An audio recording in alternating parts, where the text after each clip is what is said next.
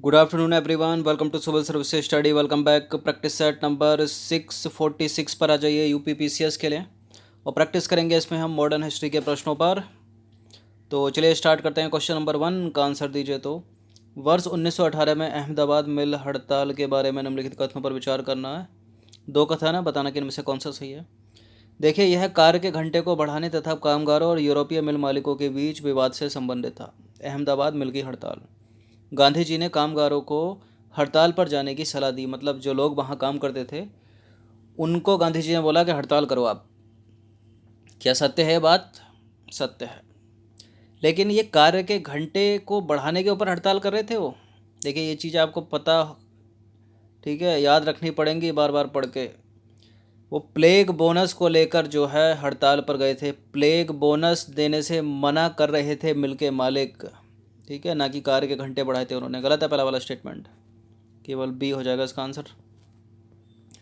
तो अहमदाबाद मिल मजदूर आंदोलन की शुरुआत जो है मिल मालिकों द्वारा बढ़े हुए प्लेग बोनस या भत्ते को वापस लेने के विरोध में थी। ठीक है, 1917 में अहमदाबाद में प्लेग की बीमारी जो है फैलने के कारण मिल कर्मचारियों को प्लेग बोनस दिया जाता था।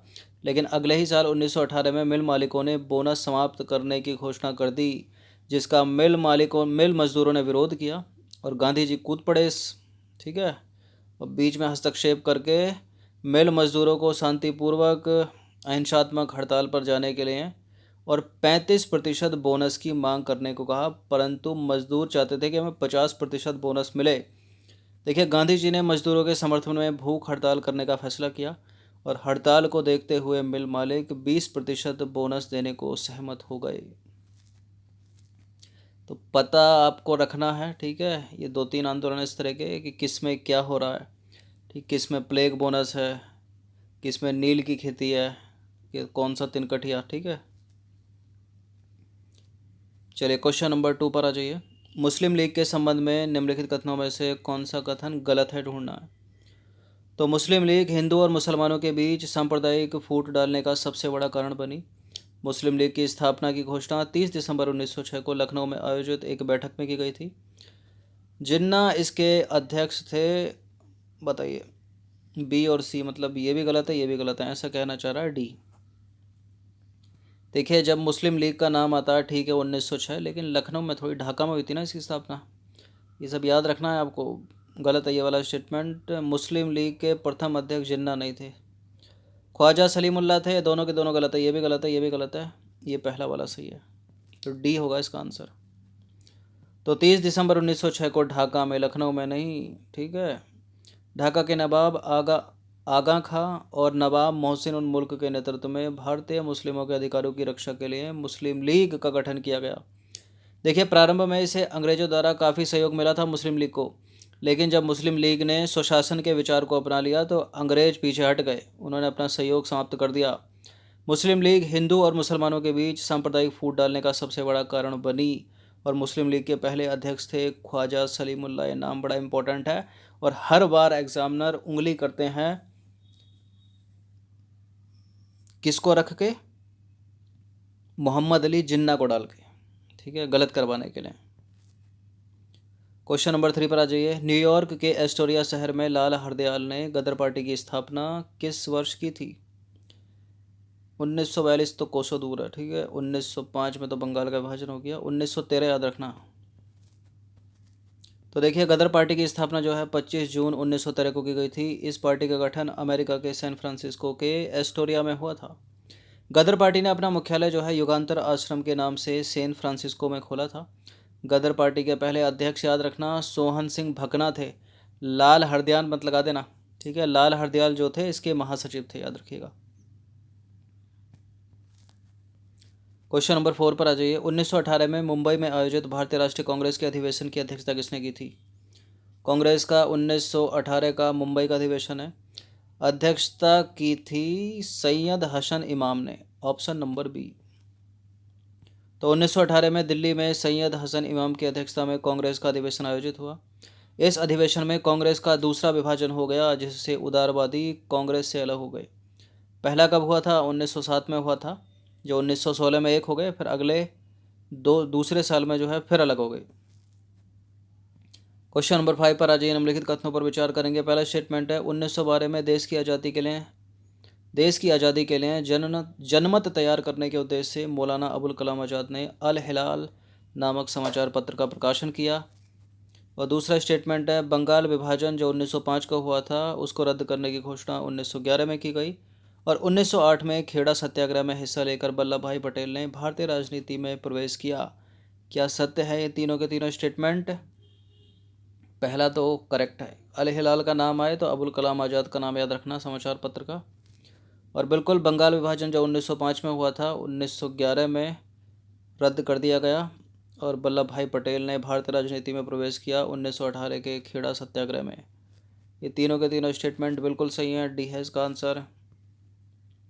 तो 1912 में देश की आज़ादी के लिए जनमत तैयार करने के उद्देश्य से मौलाना अबुल कलाम आज़ाद ने अल हिलाल नामक समाचार पत्र का प्रकाशन किया। 1918 में खेड़ा में हिस्सा लेकर वल्लभ भाई पटेल ने भारतीय राजनीति में प्रवेश किया। और बंगाल विभाजन जो 1905 को हुआ था 1911 में रद्द कर दिया गया। नंबर 6 पर आ जाइए।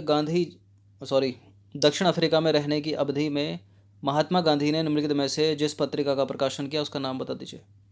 कौन सी पत्रिका है वो? नवजीवन, इंडिया गजट, अफ्रीकनर या फिर इंडियन ओपिनियन? इंपॉर्टेंट है प्रश्न। कब गए थे गांधी जी दक्षिण अफ्रीका? 1893 में गए थे। Indian opinion. तो देखिए दक्षिण अफ्रीका में गांधी जी ने इंडियन ओपिनियन नामक अखबार निकाला। यह अखबार गुजराती, हिंदी, तमिल और अंग्रेजी में प्रकाशित होता था। गुजराती, हिंदी, तमिल और अंग्रेजी याद रखना। क्वेश्चन नंबर 7 पर आ जाइए। गांधी जी के संदर्भ में कौन सा स्टेटमेंट सही है? एक ही सही है क्या? बिना मार्क्सवाद के मार्क्सवादी, बिना समाजवाद के समाजवादी, बिना व्यक्तिवाद के व्यक्तिवादी, या समाजवाद में एक व्यक्तिवादी और समाजवादियों में एक मार्क्सवादी? यही है डी। तो देखिए गांधी जी के राज्य संबंधी विचारों को व्यवहारिक दृष्टिकोण से व्यक्तिवादी कहा जा सकता है। हालांकि गांधी जी एक समाजवादी भी थे। वे व्यक्ति के विकास के साथ साथ समाज के हित का भी ध्यान रखते थे, इसलिए डी सही है। ठीक है, समाजवादियों में एक व्यक्तिवादी और समाजवादियों में एक मार्क्सवादी। क्वेश्चन नंबर 8 पर आ जाइए। महात्मा गांधी को राष्ट्रपिता किसने कहा था? किसने कहा था? सुभाष चंद्र बोस ने। तो महात्मा गांधी को सबसे पहला राष्ट्रपिता जो है सुभाष चंद्र बोस ने कहा था। याद रखना, बड़ा पूछा जाता है सीडी ग्रुप के एग्जाम में ये। क्वेश्चन नंबर 9 पर आ जाइए। स्वाधीनता आंदोलन के दौरान महात्मा गांधी के करीबी अंग्रेज मित्र कौन थे? ये दक्षिण अफ्रीका में भी इनके साथ थे। क्या नाम है इनका? विलियम बाबेल नहीं है, ए ओ हयूम नहीं है, थॉमस मूर नहीं है, चार्ल्स एंड्रयूज़। Charles Andrews. तो चार्ल्स एंड्रयूज़, इनको दीन बंधु की उपाधि दी थी गांधी जी ने। देखिए Charles Andrews Saint Stephen college Delhi में प्रोफेसर थे। और भारतीयों से इनका गहरा लगाव था और वे हर तरह से भारतीय बनना चाहते थे। रविन्द्रनाथ टैगोर, गोपाल कृष्ण गोखले और गांधी जी से इनकी घनिष्ठ मित्रता थी चार्ल्स एंड्रयूज़ की। यह दक्षिण अफ्रीका के फिनिक्स आश्रम में जो है गांधी जी के साथ ही रहे थे। गांधी जी ने ही गरीबों के प्रति इनकी निरंतर चिंता को देखते हुए दीन बंधु की उपाधि जो है इनको दी थी। क्वेश्चन नंबर 10 पर आ जाइए। निम्नलिखित में से किस कारागार को गांधी जी ने मंदिर का नाम दिया था? उसी को दिया होगा जिसमें रहे थे गांधी जी, पुणे की, महाराष्ट्र की यराबदा जेल में। सी है इसका आंसर। तो यराबदा कारागार जो है पुणे महाराष्ट्र का, ठीक है, वहाँ पर जो है गांधी जी को 1930 में बंदी के रूप में भेजा गया था। यराबदा जेल में गांधी जी ने अपने अनुभवों एवं आध्यात्मिक प्रगति की समीक्षा करते हुए यराबदा कारागार को मंदिर की संज्ञा दी है। यहाँ से महात्मा गांधी साबरमती के आश्रमवासियों को प्रत्येक सप्ताह, ठीक है, संदेश भेजा करते थे। क्वेश्चन नंबर 11 पर आ जाइए। गांधी जी की मृत्यु पर किसने कहा था हमारे जीवन से प्रकाश चला गया है? किसने कहा था? लॉर्ड माउंटबेटन तो बिल्कुल नहीं कह सकता, जवाहरलाल नेहरू ने। तो 30 जनवरी 1948 को नाथूराम गोडसे ने गांधी जी को गोली मार दी थी। उनकी मृत्यु पर भारत के तत्कालीन प्रधानमंत्री पंडित जवाहरलाल नेहरू ने कहा था कि हमारे जीवन से प्रकाश चला गया है, हमारे चतुर्दिक अंधकार ही अंधकार है, मैं नहीं समझ पा रहा हूँ कि आपसे क्या कहूँ और कैसे कहूँ।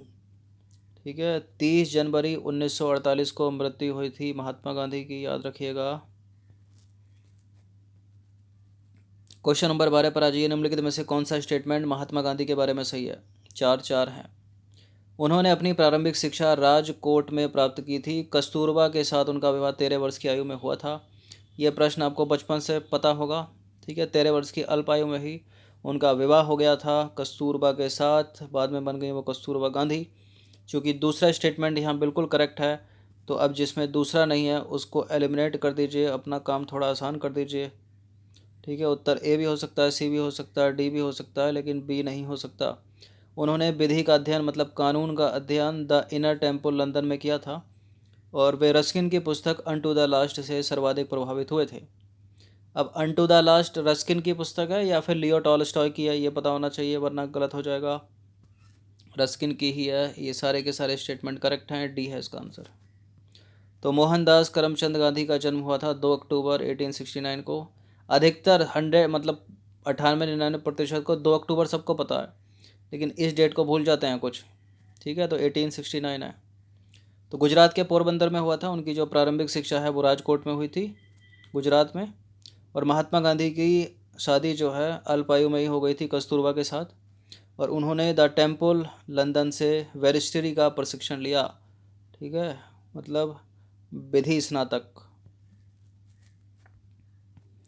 क्वेश्चन नंबर 13 पर आ जाइए। निम्नलिखित प्रांतों में किस प्रांत के सत्याग्रहियों की संख्या महात्मा गांधी के दांडी कूच में सर्वाधिक थी? कहाँ के थे सबसे ज़्यादा? गुजरात के। तो देखिए, 12 मार्च 1931 को महात्मा गांधी ने दांडी गुजरात के समुद्र तट पर नमक कानून का उल्लंघन करके सविनय अवज्ञा आंदोलन प्रारंभ करने के उद्देश्य से अपने साबरमती आश्रम अहमदाबाद से 78 चुने हुए साथियों के साथ सत्याग्रह के लिए कूच कर दी उन्होंने। और गुजरात से 78 में से 31, ठीक है, गुजराती थे। क्वेश्चन नंबर 14 पर आ जाइए। 15 अगस्त 1947 की मध्यरात्रि को अंतरिम संसद के रूप में किसने सत्ता ग्रहण की थी?